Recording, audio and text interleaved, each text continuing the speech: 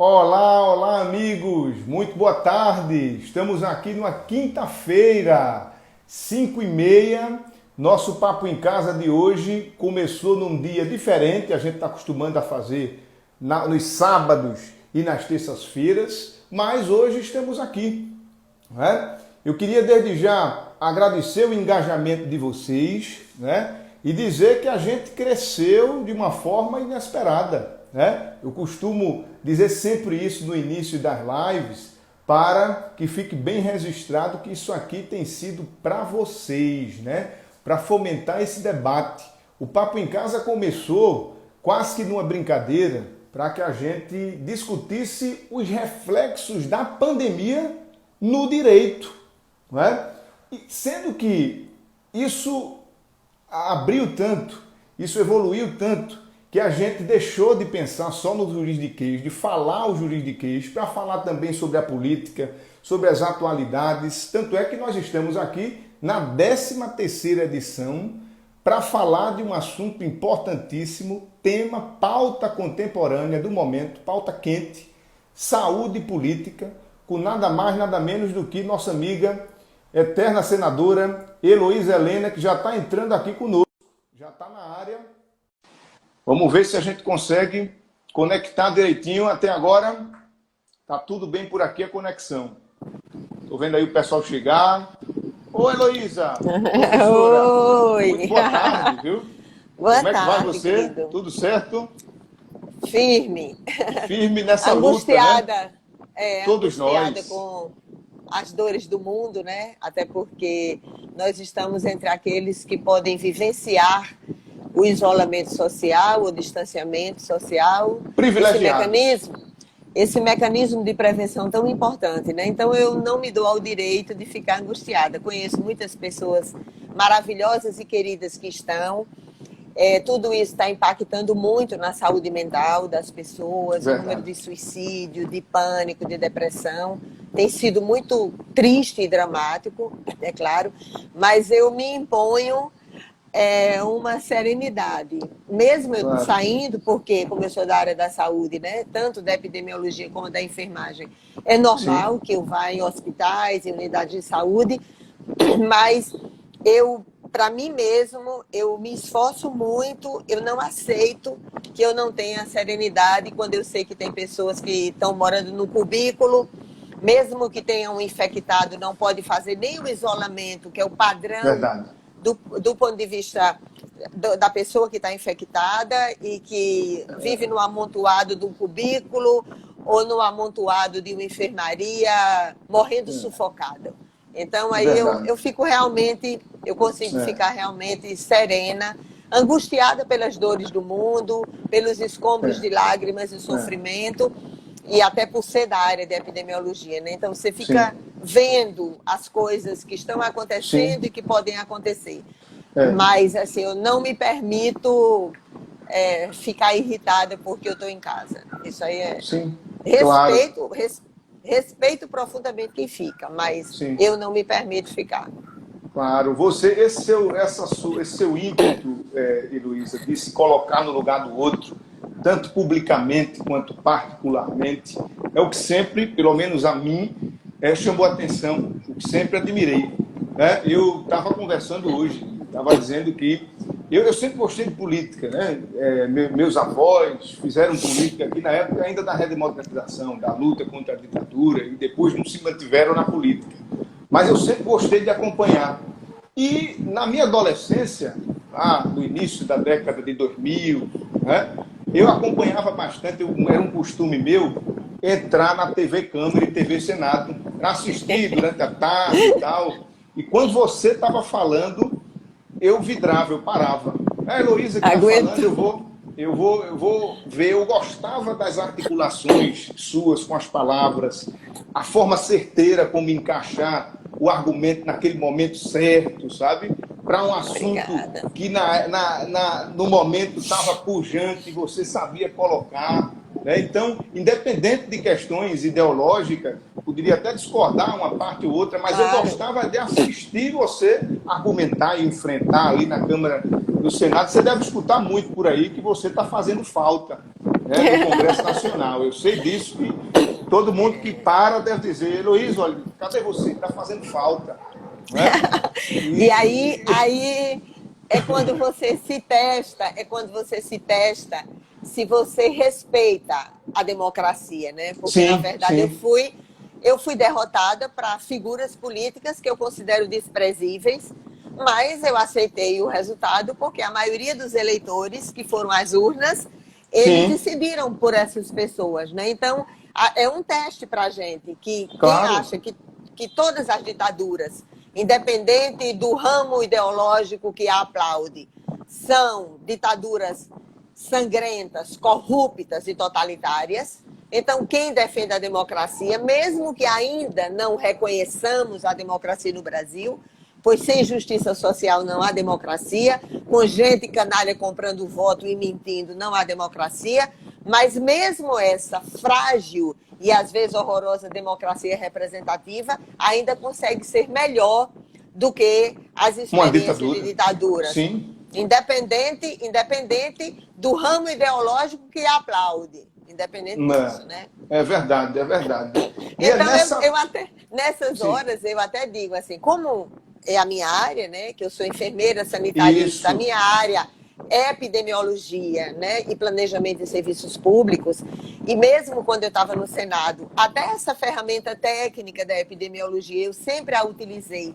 Até para definição de emendas ao orçamento, todo o meu Uhum. trabalho, essa ferramenta técnica eu sempre a utilizei muito, né? Então, Sim, é lógico que nesse momento eu queria estar lá, óbvio. é Eu verdade. não fico, eu não fico acompanhando o TV Senado, porque eu não sofro da síndrome da alma penada, ficar lá percorrendo aqueles lugares. Então, eu acompanho porque tem senadores da rede, né? E o Sim, Randolph é o líder. A gente sempre se fala, troca ideias sobre projetos a serem apresentados, sobre determinadas questões, mas claro que como epidemiologista eu queria estar lá para é, fazer o debate é, técnico, para fazer o duelo, né? é. No âmbito da análise epidemiológica.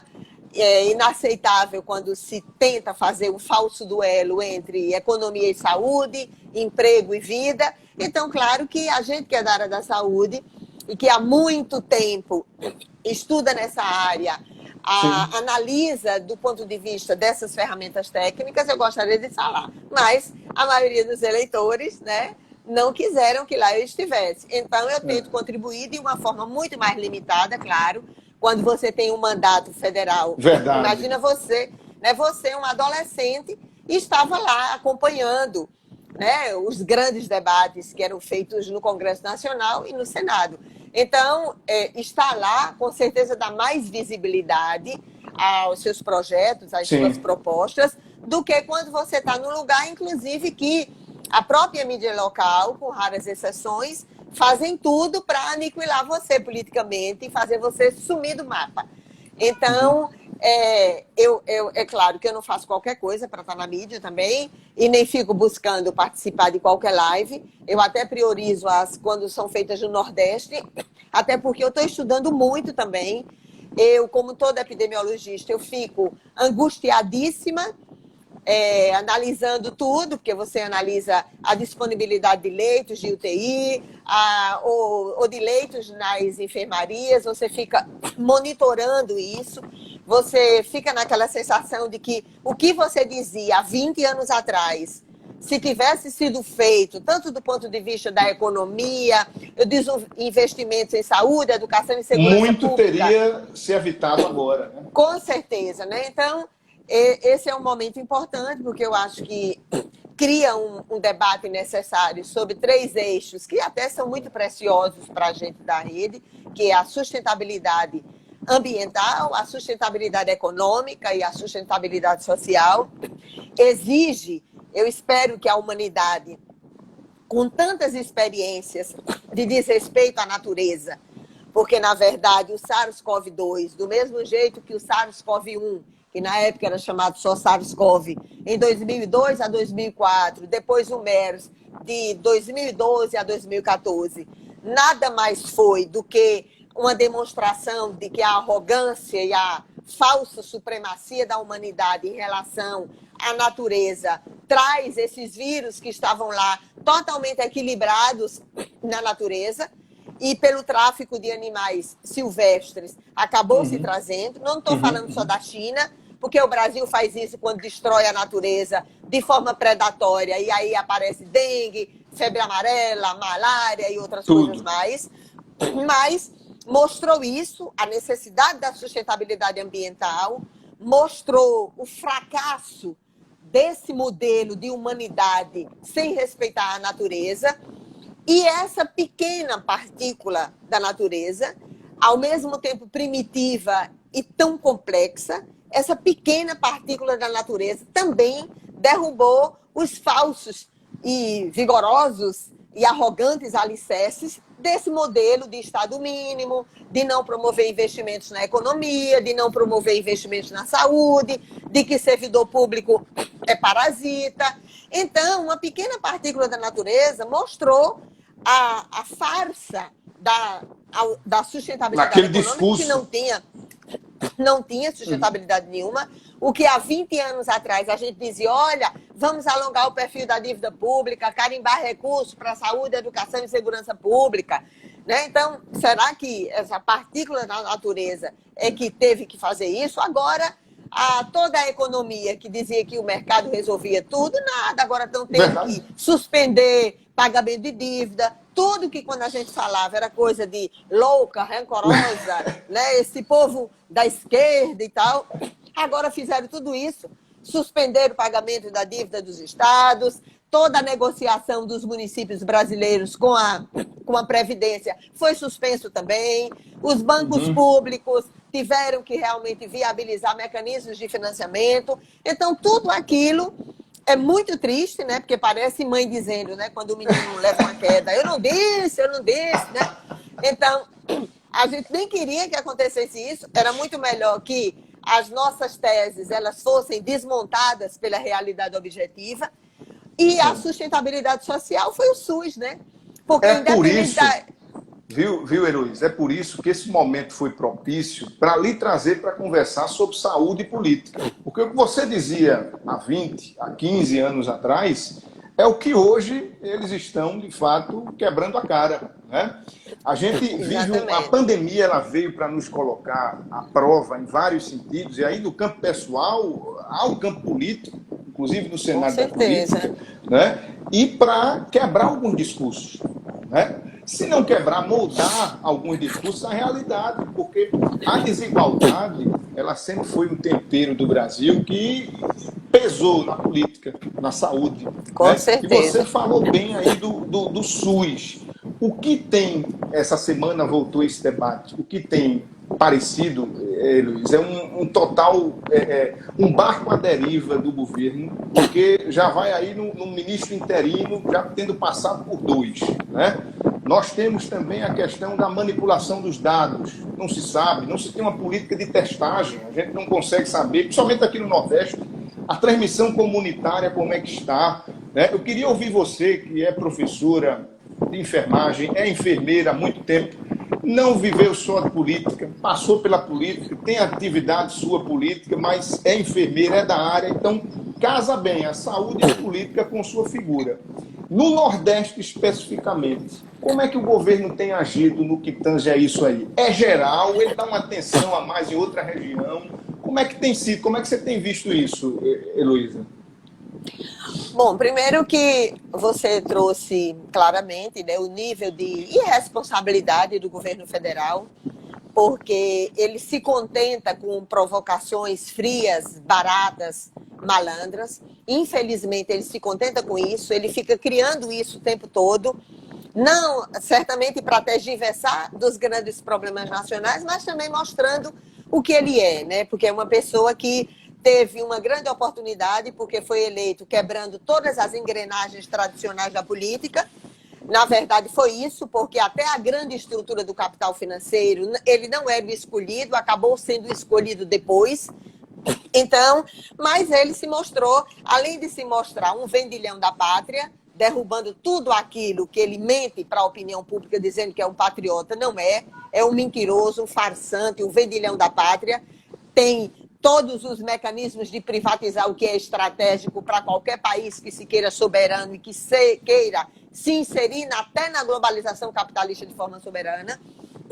Mas, apesar de tudo isso, a estrutura do SUS ela é tão poderosa e é poderosa por uma conquista social, porque não foi uma concessão da elite política e econômica. Todos nós que antes de 1988 já lutávamos pelo sistema unificado e descentralizado de saúde, é por isso que quando ele fica fazendo esse falso dilema de economia e saúde, às vezes a gente chega, se irrita e diz, ô babaca, olha, antes de 1988 a gente já falava isso. As condicionalidades, o determinante social na área da saúde, como você mede emprego, renda, alimentação e condições de habitabilidade, que tem tudo a ver com condições econômicas, no estado de saúde da população. Há muito tempo que isso não é novidade para a gente. Aliás, até na lei orgânica do SUS, a gente, quando coloca a saúde, que ela diz que ela reflete as condições econômicas, ainda diz isso, políticas econômicas até primeiro do que políticas sociais. Então, apesar de tudo isso, dessa demagogia e dessa farsa vulgar, manipuladora, desrespeitosa e irresponsável dele, esse troca-troca de ministros, que se por um lado tem uma quebra operacional do ponto de vista administrativo, a própria estrutura do SUS, com aquilo que a gente chama de centralização, hierarquização e controle social, essa estrutura nos municípios e nos estados, e no Ministério da Saúde, e na Fiocruz, e nas universidades, nos hospitais universitários, nos trabalhadores da saúde, nos municípios brasileiros e nos estados, independente de qualquer coisa, ficou sendo tudo feito, independente de quem estava no governo federal e quem era o ministro da Saúde. Daí, a fortaleza dessa experiência, que embora nós que defendemos tanto o SUS, que ajudamos o povo brasileiro, como o povo brasileiro nessa conquista do sistema mais avançado do planeta, a gente no SUS ainda diz, olha, ainda existe um abismo entre o que foi conquistado na lei e a realidade de vida da população. Qualquer pessoa que busca o SUS, ela não consegue lá eficácia e resolutividade de pronto, não. Seja no acesso a fármacos, seja nas chamadas doenças negligenciadas, tuberculose, hanseníase, AIDS, leishmaniose e outras, seja nas cardiovasculares ou crônico-degenerativas. Ainda não é o que manda a lei, mas a prova que essa experiência ela faz totalmente a diferença é que, apesar de tudo, é o SUS, na atenção básica ou atenção primária, na média e alta complexidade, seja na rede própria, seja contratualizando serviços, na rede privada, filantrópica ou o que quer que seja, é o SUS, é o financiamento do SUS, é o dinheiro público que está viabilizando aquilo que é a única alternativa para os pobres. Eu digo sempre assim, olha, a dor do coração da mãe que perde o filho ou alguém da família, a dor do coração é igual. Pode morar ela na favela ou na mansão. Mas a forma como a pessoa é tratada, no adoecer e no morrer, não tem nada de democrático. Dizem, o vírus é democrático. Não. O vírus é um vírus. O vírus estava lá na natureza, absolutamente sem nem fazer mal a ninguém.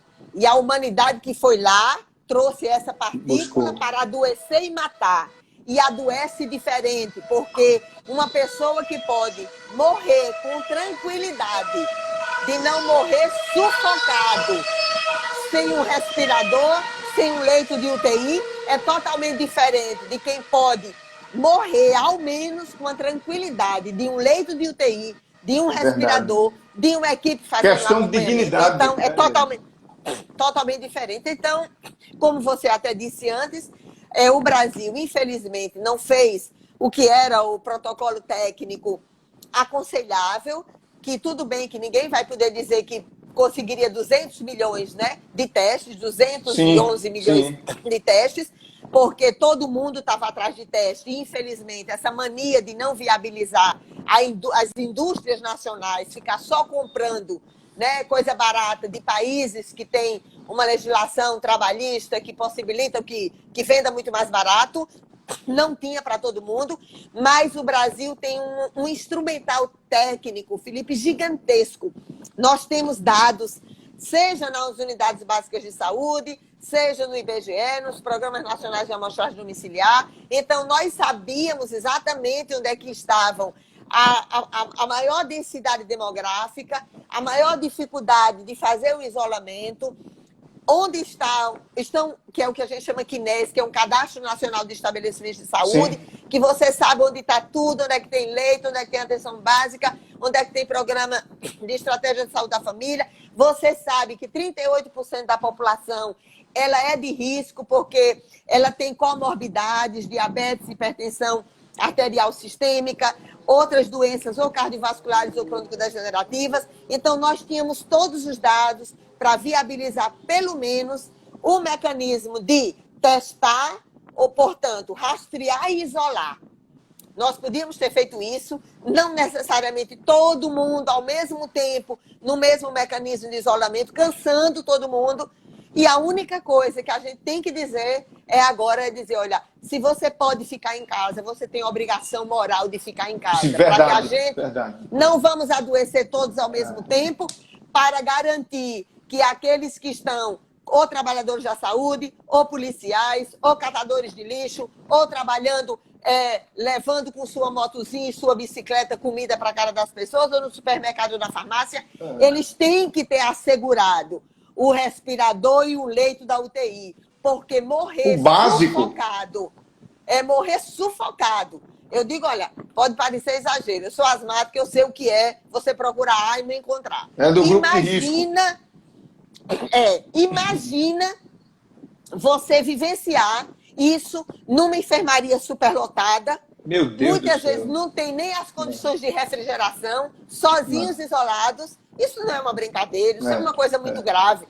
Heloísa, e dentro dessa situação, como está tão bagunçado lá em cima, os estados parecem também ilhas, porque há bagunça dentro dos próprios estados também. E como não há ligação e o apoio do Ministério, né, e uma estratégia de atuação entre o Ministério e os estados, e, na verdade, há muito mais uma briga política, isso se agrava na nossa realidade aqui, né, do município, do estado. Com certeza absoluta, porque a nossa sorte, por um lado, ainda é ter um sistema único de saúde bem enraizado no país todo, bem estruturado, mesmo que, às vezes, com pouca eficácia, porque, infelizmente, nunca houve, né, a regulamentação de leitos de UTI, isso. Mas, mesmo assim, a gente tem ele bem enraizado, tem equipes comprometidas, trabalhadores da saúde que entendem de epidemiologia, que já trabalham nisso, ainda é a nossa sorte. Mas, se isso tivesse tido uma coordenação nacional e não a disputa política, você vê até nos protocolos de fármacos.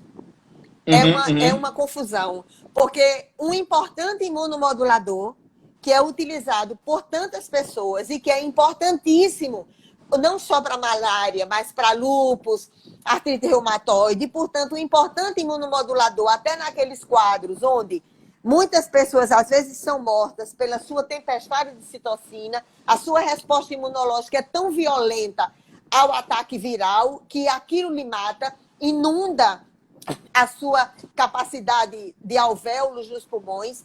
Então, isso é gravíssimo. Até isso ele faz provocação barata. Como se ele tivesse inventado uma medicação. Então, gera pânico nas pessoas que usam essa medicação, porque as pessoas, todo mundo fica dizendo, vai morrer, vai matar. Então, e todo desinforma, mundo sabe. Porque a pessoa que não tem boa instrução, ela vai passar as informações mal informadas que lhe foram, né? Então, isso acaba potencializando, né? E ninguém é obrigado a conhecer de tudo ao mesmo tempo. Exato. Eu não conheço de tecnologia, Exato. Você pode conhecer, agora você estabelecer, você diz uma coisa publicamente, aí as pessoas já vão correr para as farmácias para tentar comprar, para se automedicar. Então, uma medicação que pode salvar a minha vida, pode matar um cardiopata. Exato. Então, a questão da todas as medicações, exatamente, que pode me salvar. Exato. Pode salvar algumas pessoas, mas pode matar o meu vizinho. Pessoas. Exato. Exatamente. É a mesma coisa do vírus. O vírus que pode ser uma gripezinha em você, ele sai de dentro de você e pode me matar. Pois é. Então, É o vírus que sai de dentro de você, numa síndrome gripal, com um sintoma leve, porque os assintomáticos, mesmo que os assintomáticos transmitam em menos quantidade, eles transmitem. Ele não joga, como até os casos leves ou moderados podem fazer, ele não vai gerar um monte de vírus, porque a tosse e o espirro é uma resposta imunológica para expulsar os vírus. Para expulsar. Então, quando você espirra, tem muito vírus circulando. Então, lógico que você contamina mais do que aquele que tem uma síndrome gripal, aqueles 30% que são assintomáticos, mas eles transmitem também, Exato. como assintomáticos ou como pré-sintomáticos. Pode fazer. E aí, veja, protocolos de fármacos, todos têm indicação, contraindicação e efeito colateral. Todos podem ser maravilhosos para uma pessoa e matar outra pessoa. Não dá para ter um padrão, né? Uma medicação padrão nessa situação. Claro, são vários protocolos que estão sendo utilizados, que vai desde anticoagulante, antibiótico, imunomodulador, antirretroviral, corticoide, antiparasitário. Isso. Então, um monte de coisa. E as equipes de trabalhadores de saúde, eles analisam cada caso, se o paciente tem uma comorbidade. Então, tudo isso que podia ter sido feito, não estou dizendo que a ciência é neutra, né, porque tem vários interesses nisso, mas tudo que já estava provado tecnicamente como devia proceder, infelizmente, isso não foi feito. Então, é um jogo de provocação barata. Tem gente que diz assim, mas são poucas pessoas que vão morrer. Olha, mesmo porque tem aquele diagrama, né, que embora tenha sido estudado primeiro na Universidade de Paris, com todos os dados, nós epidemiologistas, quando fazemos a conta todinha de novo, é mais ou menos assim, 30% assintomáticos, 55% sintomas leves ou moderados, 10% graves, estados críticos 5%. Nesses, a mortalidade é de 50%. Se você olha para todos e você mede, mas a letalidade vai dar lá está dando embaixo. 5%. Mas ela está dando 5%, mas na verdade, se você testasse todo mundo, ia ser 1%. Ora, olha o absurdo. Eu sou daqueles da área da saúde que acho que uma morte por causa evitável, ela devia causar um assombro, um horror na humanidade. Uma única. Exato. E não a naturalização dela. Imagine se chegasse a 1% de letalidade no Brasil, ia ser o quê? A gente tem 211 milhões de habitantes. Então, as pessoas iam achar normal a morte de 1%. Ou seja, as pessoas vão achar normal que 2 milhões de pessoas estejam morrendo. 20 milhões. Pelo amor de Deus, isso é o fim do mundo. É um absurdo, né? Esse desencontro, Heloísa, que é nacional, já da política nacional e estadual, ela parece também que se resvala lá fora na OMS. Parece que eles também estão batendo cabeça. E a América, com os Estados Unidos, através de Trump, bate de frente com a OMS. E o que parece politicamente é porque a OMS foi dominada há muito tempo por uma chinesa que foi a presidente, a diretora, a representante por 2 mandatos, e parece que tem cadeiras a mais lá. Então parece que é algo que vem de cima da política, né? Aí eu digo assim, olha, independente de determinados regimes, até pela forma como eles funcionam, eles esconderem dados. Ora, aqui mesmo no Brasil o presidente fica querendo esconder. Né? Pois é, imagine. Ficam minimizando, ficam escondendo, querendo manipular estatísticas. Então, imagina num lugar onde não tem uma imprensa livre fiscalizando e monitorando e equipes epidemiológicas que possam denunciar, porque quando o médico que primeiro denunciou se viu a pressão gigantesca que foi feita em relação a ele, então pode ter, mas olha, vamos deixar para fazer essa disputa depois. Exato. Agora tem uma questão emergencial. Qual é a questão emergencial? Vamos rastrear, isolar, monitorar, trabalhar os leitos disponíveis, analisar, até porque os próprios serviços de saúde têm isso, as faixas etárias com comorbidades que são potencialmente mais sujeitas a estar numa letalidade maior. Então, ao invés de fazer essa disputa, pelo amor de Deus, tem um serviço de saúde que continua atendendo, porque o serviço de saúde já era esgotado. As pessoas não deixaram de adoecer para só adoecer agora da Covid. as pessoas continuam adoecendo. Continuam, as pessoas exato. continuam infartando, tendo infarto, acidente vascular cerebral, tendo câncer, tendo acidente de trânsito, sendo vítima da violência. Então, as pessoas continuam adoecendo, seja das doenças negligenciadas, nas cardiovasculares, crônico-degenerativas, violência. E é a mesma estrutura física, o mesmo número de trabalhadores da saúde, o mesmo número de insumos. Então, não é possível que a pessoa seja logicamente incoerente, fria, né? Tão fria, cínica e dissimulada, que não entenda que tem que fazer agora. Vá tomar conta, olha, aumenta o financiamento para a saúde e vá tomar conta daquilo que você fala tanto, desgraçado, que é a economia. Onde é que estão? Onde é que estão os mecanismos que é o governo federal quem tem que fazer? São os bancos públicos quem tem que fazer. Os bancos públicos são estruturas poderosíssimas e o governo federal tem mecanismos objetivos para obrigar os bancos privados também a viabilizar crédito fácil, garantir cláusula social. Eles não fizeram agora o projeto que vai viabilizar a sustentação do próprio governo federal para os bancos, para a crise dos bancos. Então, pode fazer isso. Injetar dinheiro na economia, arranjos produtivos locais, geração de emprego e renda, viabilizar recurso para os pequenos investimentos produtivos no campo ou na cidade, garantir cláusula social, nenhuma demissão. Quem é que vai completar isso para que pague a folha de pessoal nas empresas ou no setor público? Quem é que vai pagar? O governo federal, que é quem tem dinheiro para fazer. Isso tem que ser feito. E, aliás, não era os mecanismos de renda básica para preservar a possibilidade de consumo dessas populações.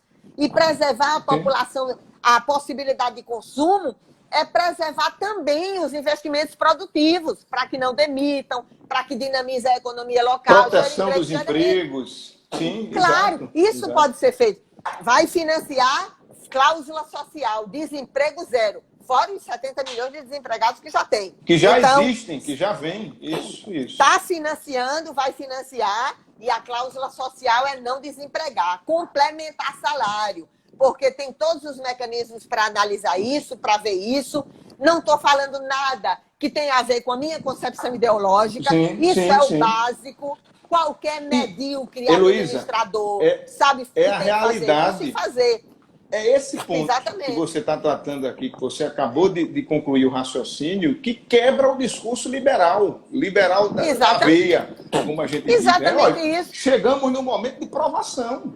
Né? Exatamente. Eu digo assim, você preservar, até quando diz assim, olha, quando você estabelece uma renda básica ou renda mínima, ou voucher, Covid, em qualquer nome que seja dado, você está, inclusive, preservando o poder de compra dessas pessoas para que não quebrem aqueles que precisam que tenha comprador.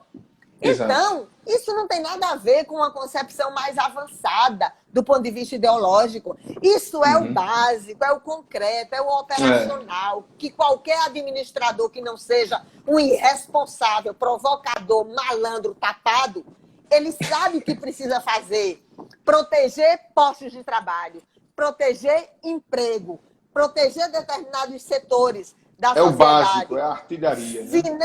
Financiar os setores produtivos no campo e na cidade. E é financiar e carimbar como cláusula social. Não suspender o dinheiro dos estados e municípios? Por que é que esse alongamento do perfil da dívida não pode ser feito por mais um ano? Para viabilizar investimentos em educação, segurança pública e saúde. Por quê? Será que é só na pandemia que olha para o SUS? E todas as outras morbidades que usa o SUS? A violência letal intencional, Felipe, é o principal problema de saúde pública dos jovens de 15 a 29 anos. Por que é que não vai olhar isso também? Então, tudo isso que podia ser olhado, carimbado, estabelecendo mecanismos de fiscalização, monitoramento e controle para a canalha da política não roubar o recurso que está chegando, né, para estados e municípios no ano eleitoral. Então, estabelece mecanismos de fiscalização, monitoramento e controle, carimba cláusulas sociais. O poder público é quem tem possibilidade de fazer. Não fez agora? toda a renegociação da dívida previdenciária dos municípios não foi suspensa? Não foi suspenso os pagamentos que os governos estaduais e alguns municípios têm com o governo federal?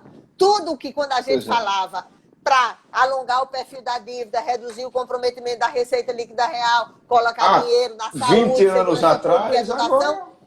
Pronto. Por que precisa dessas coisas para fazer? Luiz, vou aproveitar esse momento para saudar aqui alguns colegas professores e alunos que estão conosco aqui prestigiando. Professora Maria das Graças Soares, que é lá da Fafile, a irmã, diretora da Fafile, professor Uranilson também, de lá, tá? O professor Helder, lá de Caruaru, professora Vera Cabral, também de Caruaru, muita gente boa aqui, colegas queridos, Baiane, né?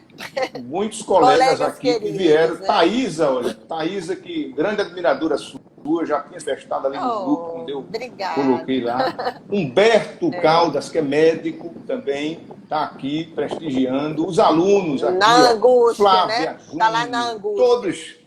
Todos na luta aí, querendo ouvir um pouquinho. É isso que eu queria trazer. Eu queria trazer, Heloísa, para a gente abrir um pouquinho essa visão que, por vezes, a mídia confunde a gente, Heloísa. E é aí que eu quero tocar agora, a partir de agora. Eu quero direcionar um pouquinho a discussão para a questão política. Veja, nós vivemos um momento de necessidade, mas urgência mesmo, da união das forças políticas. Uns chamam contra o fascismo, uns chamam de fascismo, outros de autoritarismo, mas o que queiram dizer? A gente precisa centralizar todos, unir a todos, né? O ex-presidente Lula ele tem dito que não assina manifestos, não faz parte, não se une e etc. e tal. Enquanto outras figuras, uma que eu admiro bastante, conheço de perto, pernambucano também, o senador Cristóvão Buarque, já vem dizendo, como você vem dizendo lá atrás, da necessidade de autocrítica, de união, de remodelamento dos discursos de esquerda, né? Como é que você tem visto isso? Será que há um sentimento de fato de união? Eu vejo a Marina se movimentando muito, vejo o Ciro também, do jeito dele, se movimenta, o FHC resgatando ainda algumas coisas, mas vejo também algumas figuras querendo aproveitar o momento para manter a polarização, né? Para manter-se como alternativa e monopolizar o discurso da esquerda, diga-se de passagem. Porque existe uma tentativa de dizer, olha, só eu existo, só eu estou aqui. É verdade ou impressão minha? Não, eu acho que isso é verdade. Assim, como eu peguei às vezes, o Brasil, assim, ele está de um jeito tal, na farsa da polarização, que, como você disse, né, que os dois lados ficam tentando centralizar tudo nisso, que é assim, às vezes você escreve um texto dando conta, por exemplo, dos processos de privatização, né, da água, da energia, coisa que no Nordeste privatizar a energia, onde o principal componente de matriz energética é a água, é privatizar o Rio São Francisco, outras coisas. Então você fala sobre isso. Aí, se você faz uma crítica, vai dizer, olha, a Dilma e o Lula fizeram PPPs, privatizaram os rios da Amazônia, entregaram para empresas estrangeiras, blá, blá, blá. Você diz isso, aí a pessoa vai dizer, você está defendendo o Bolsonaro. Se você fala do Bolsonaro, aí diz, você está defendendo o Lula. Porque o nível, assim, de fanatismo, né, tá de um jeito que as pessoas ousam pensar que a vida se encerra só nos dois quadradinhos onde esses dois rapazes... Pois é, isso entendeu? É angustiante. Aí você tem que dizer a vida vigorosa, inteligente, comprometida socialmente, também fora, né? Dos clubinhos desses dois rapazes. Com todo o respeito que eu tenho a quem votou em um e outro. Eu tenho todo o respeito em quem votou, porque eu defendo que as pessoas escolhem quem votar. Então, agora não pode, nem a pessoa ninguém faz autocrítica, né? E quer que você esqueça o que as pessoas fizeram.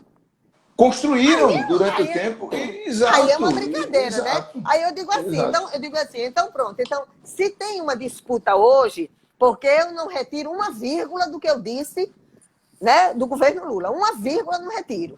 Agora, se vocês nem querem fazer autocrítica e nem eu retiro nenhuma vírgula do que eu disse. Então, temos uma pauta comum. Qual é a pauta comum?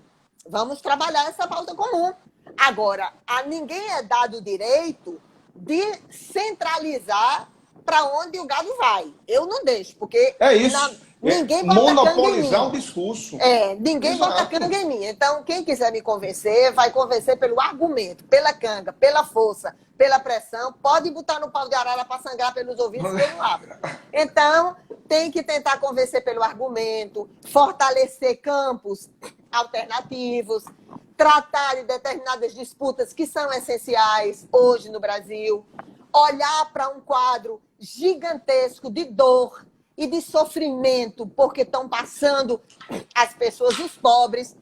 Alguns estados ainda vão sofrer mais ainda do que isso, porque quando você, do ponto de vista epidemiológico e estatístico, vai vendo a situação de determinados estados, tem estados que já vivenciaram mais dor, né? Pernambuco, Amazonas, alguns outros, alguns estados grandes, como no Sul, e no Sudeste, Minas, Rio Grande do Sul, ainda tem um número de casos novos pequenos, ninguém vai poder combinar com o vírus, ele vai cumprir o ciclo dele, ainda vai aumentar mais isso. Então, não é possível que isso, tanta morte, tanta dor, tanto sofrimento, quando você olha, a gente que é da área de epidemiologia e de estatística, você já fica olhando, você sabe como é o diagrama, você sabe que só estão sendo já desenha aquilo raras, em mente, né? Raras exceções de quem pode pagar um teste, só está sendo testado quem está demandando ao serviço de saúde com algum sintoma. Então, aí você vai fazer a conta, já vê que tem o dobro do número de casos. Aí você fica analisando os percentuais de quem desenvolve pela Covid uma síndrome respiratória aguda grave.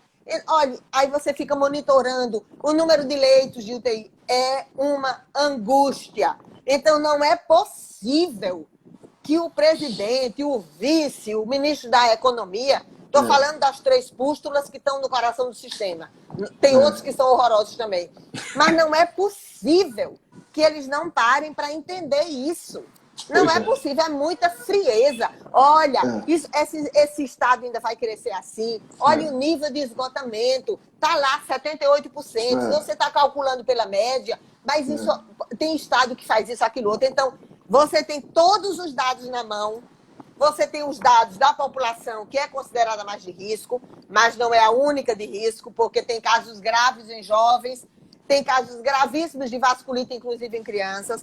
Você vai ter que monitorar de futuro, porque pós-infecção viral, os vírus têm preferência pelo sistema nervoso central. Já se viu o que aconteceu com a microcefalia, com a síndrome de Guillain-Barré. Aqui principalmente. Então, tudo que você viu que pode acontecer, você vai ter que montar uma estrutura para monitorar essas pessoas que tiveram, ou as pessoas que tiveram e nem sabiam o que tiveram, e ele pode estar lá migrando para o sistema nervoso central. Então, não é possível que com tanto trabalho para fazer, com tanto dado para analisar, com tanto dinheiro para investir em determinados setores, não é possível que essas 3 figuras se contentem em ficar fazendo provocação barata pela internet e não consigam sequer pensar na imensa dor e sofrimento, escombros de lágrimas em muitas famílias brasileiras. Eu digo, rapaz, mesmo que você nunca tenha um caso na sua família, eu já perdi familiares e amigas queridas. Você, inclusive, teve uma colega, né? Uma colega que faleceu essa semana.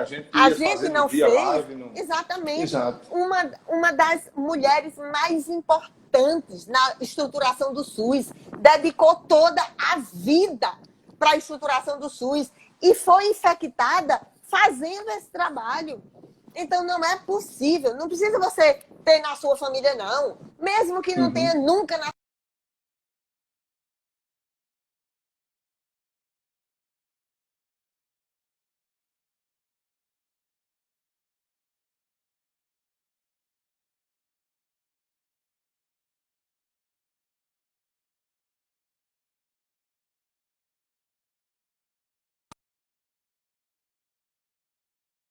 que ele se diz patriota, mas é um vendilhão da pátria, não faz nada, nem se comove Com isso, não, realmente fica difícil, viu? É muito difícil Fica muito de você difícil aceitar e você tanta aceitar. frieza. Nada, isso não E ao mesmo existe. tempo você vê que tem ações que dá para ser feita com. Presidencialismo. O presidencialismo é quase que um poder de reino, independente Sim, da separação sim. entre os poderes, cláusula prévia constitucional. Mas quem é que pode editar medida provisória?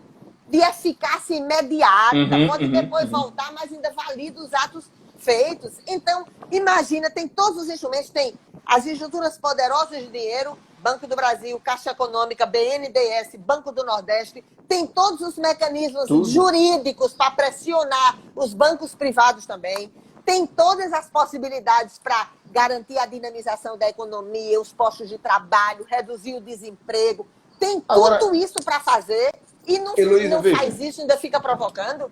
Nós argumentando, nós raciocinando, vamos raciocinar como politicamente, né? Qual o ganho que o governo está tendo diante desse... Porque o que me parece é uma intenção de colisão constante, desculpa, é o presidencialismo de colisão. Todo dia tem uma confusão nova e parece que algumas delas são provocadas por intencionalmente. Porque não dá para como alguém raciocinar, dizer assim, olha, aqui eu vou agir dessa forma para evitar o impacto maior, né? Negativo. Eu não consigo raciocinar politicamente ao ponto de dizer o que é que eles estão ganhando com isso. Como é que eles estão raciocinando? Porque por mais que quisessem fazer a provocação barata, irresponsável e vulgar, para tergiversar dos grandes problemas nacionais, mas esse é um momento onde os grandes problemas nacionais, na economia, na vida humana, que se entrelaçam diretamente, porque a vida vivida em dignidade e em plenitude, para um desempregado ou para um jovem que vai ser mão de obra escrava do crime organizado, não é vida vivida em dignidade. Então, com tanto problema, e o homem, ao invés de cuidar dos problemas que tem, não. Ele fica criando um tipo de problema medíocre para tergiversar dos problemas nacionais, entendeu? Para unir a sua tropa, porque não são todos os eleitores dele mais, porque tem muitos eleitores que já não mais, entendeu? Eu entendo, eu totalmente entendo. Se a pessoa quiser brigar comigo, a pessoa diz, perdeu meu voto porque falou do Bolsonaro. Eu digo, você é igualzinho aos fanáticos lulistas. Igualzinho aos fanáticos lulistas. Quando a gente enfrentava eles, aí dizia, vou lhe perseguir até o resto da vida. E persegue mesmo. Aí eu digo assim, então vocês são igualzinhos. Não fale, não fale porque vai ser igual. Tudo que você condena no outro, você faz. Quase que diariamente eu digo isso, olha, existe um político de estimação, tal como era o PT.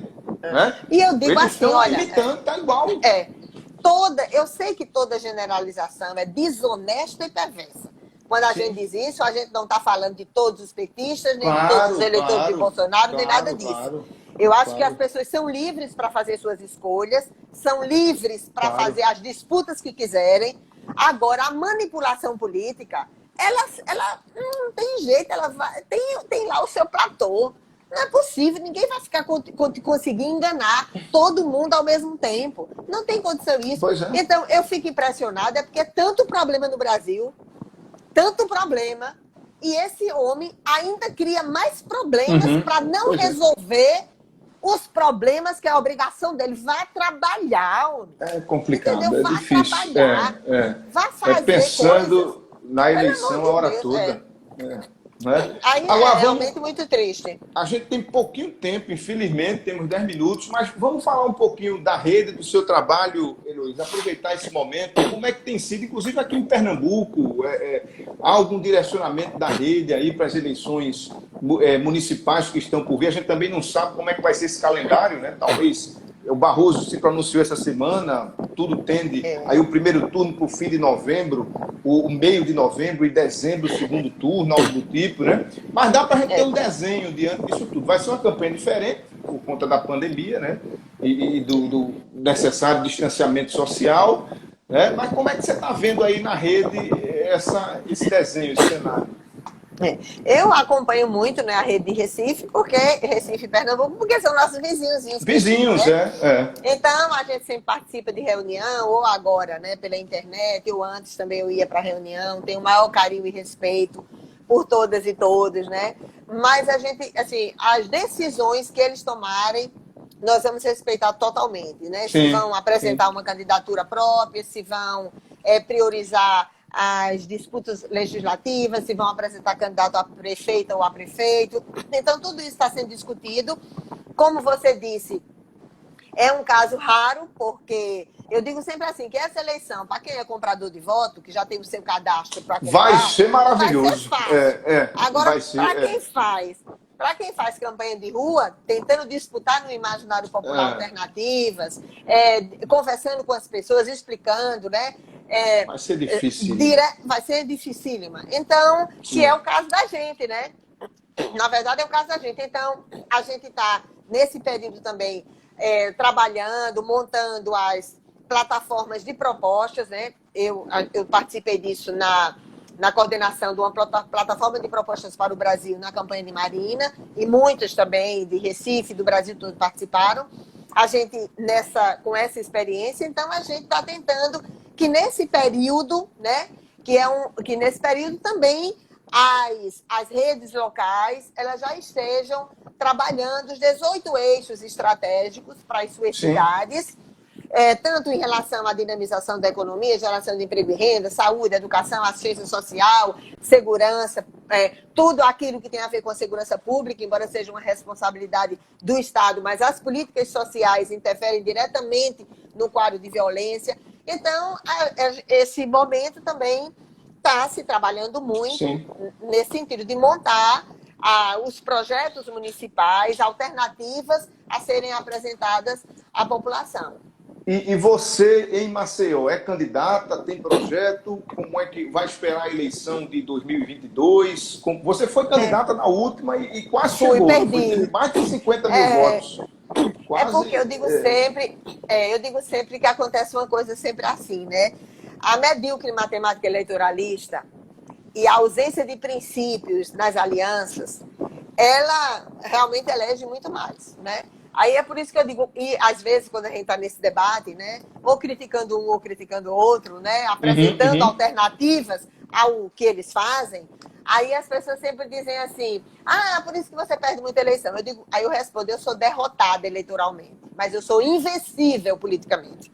Então vocês podem Verdade. me derrotar eleitoralmente, porque quando chega no processo eleitoral, junta as duas turmas para me derrotar Para eleitoralmente. poder. Aí em Alagoas, Então, eu sei como então é. podem me derrotar eleitoralmente, mas eu quero estar entre aqueles que são invencíveis politicamente, porque não vão se ajoelhar covardemente e abrir mão do que pensam por causa de algum poderoso de plantão. Então, talvez eu seja candidata a vereadora. É difícil, porque a gente, para atingir o coeficiente sozinho, embora eu já tenha atingido no passado, mas a Você já conjuntura é foi totalmente vereadora, né? Mais de já uma é vez, eu totalmente acho. diferente. É totalmente diferente a conjuntura, especialmente nesse momento que você não pode nem estar nas ruas. Eu faço campanha assim, conversando com as pessoas, né? Aguentando É. o Eu abuso das vejo pelo pessoas Instagram, viu? Vejo e as você pessoas lá na aguentando o rua. meu também. Então, para a gente que faz campanha assim, é realmente muito difícil. Eu sei que o Uhum. TSE só pode fazer alguma coisa com base no que o Congresso fizer. Então, na Exato. verdade, qualquer adiamento depende do Congresso. Não pode haver prorrogação de mandatos, então tem que ter um processo Uhum. eleitoral. E o pior, Felipe, é porque cada estado vai estar diferente, a sua curva vai estar diferente. Porque como não Exato. teve uma coordenação nacional, entendeu? Cada estado foi fazendo o que entendia, ou discutindo com suas autoridades sanitárias, ou sendo Uhum, pressionada por um uhum. ou outro setor social.